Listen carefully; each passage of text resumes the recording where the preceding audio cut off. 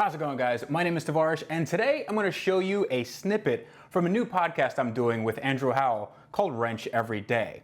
Now, we're going to be posting this every single weekday on the Wrench Every Day channel, so be sure to subscribe, like, and ask us lots and lots of questions, because we're going to be talking about tools, wrenching, engine swaps, and everything having to do with cars and car culture. So check it out in the link below. I have a McLaren story. I think we can get to it today. Yeah, we can get to it now. You're gonna tell your McLaren story and make me feel lowly for not having this right, experience as well. The thing is, they tell us not to tell other people about these experiences because they're, not for plebs. But Ouch! So no, I'm a hipster pleb. They don't do that. I was completely out of my element. So I went to Geneva last year, courtesy of McLaren. So they flew me over there, first class or business class or whatever it is, and went to London and went to the McLaren factory In Woking.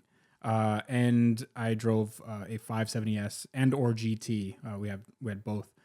We had a bunch of cars, and we drove them to Geneva from London, which sounds amazing. Yeah, it sounds awesome until you realize that it's all traffic. It's 100% traffic. It's like driving on the 95. They said that we can do some speed runs on the Autobahn. That never happened. Unless, we diverted off the course, and I didn't really know that much about Europe, and, I was with a person that didn't want to do it, so that's fine.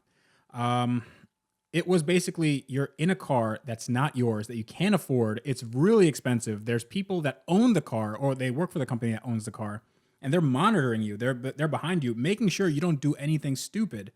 And it's work, because you have to create content. You have to get to these spots in a relatively reasonable amount of time, and it's just a lot of driving. And the car's, for a road trip, not exactly the most comfortable. So I'm complaining right now, like, I drove a McLaren across Europe, and it really sucked, guys. I've never driven a McLaren. I've never been to Europe. I've never flown business or first class. Listen. Once you do it 5 to 10 times, it's it's all gravy after that. Really, no, I'm joking, but it was a really good experience. I'd like to do it again. I just think that it's not as good of an experience as people make it out to be, like in your own head. So Matt Farah has a saying that he talks about a lot, and he's like, oh, it was only fun when it ended. And then, like, all right, so when it ended, then you go like, oh, this was kind of cool. We did this thing and we went up to the mountains. But like when you're in it, it's like, I'm wondering when the fun will begin. And then like it's over, and like, I guess that was the fun. Okay. That's fair. That's fair. Yeah, it's like watching a movie and then like the credits roll, like, oh crap, that was it. Okay, whoops. I still hate you. So McLarens are very good cars as far as straight line speed, as far as handling wise. They look great. The 570S especially, it looks like a hypercar. It is insane. Like the presence that thing commands, it is insane. I mean, especially or that and the 720, both. Oh yeah, the 720. God.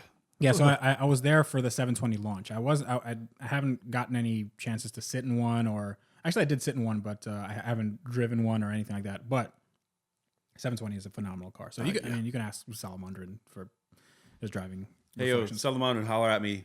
I'll come over to California and I'll drive your McLaren. Thanks. What's up, you crazy mofos? Okay, so hit it, Pedro. Yeah, the only issue that I have with McLarens, and this could be just an issue, and if you're working for McLaren right now, you should probably turn this podcast off.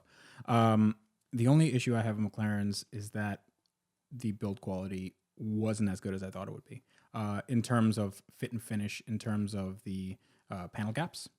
So the panel gaps, when you close the door, there's a panel gap between the door and the rest of the body, right? And you can see that panel gap from the side mirror when you're driving along. And that panel gap is visibly just huge. Like everything, the body line is off.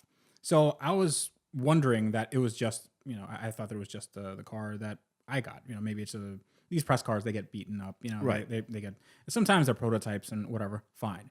It was on all of them. Every single car had this weird panel gap. So if you have a McLaren, maybe you can prove me wrong. Send me photo saying, Tavarish, you're wrong. Here's my McLaren at asktavarish@gmail.com. But and if you have a McLaren, send him an email and I'll come over and I'll drive your car and be super happy and very grateful and not trash talk it. Yes. So let's do that. Two separate emails. Let's do that. So we divide and conquer.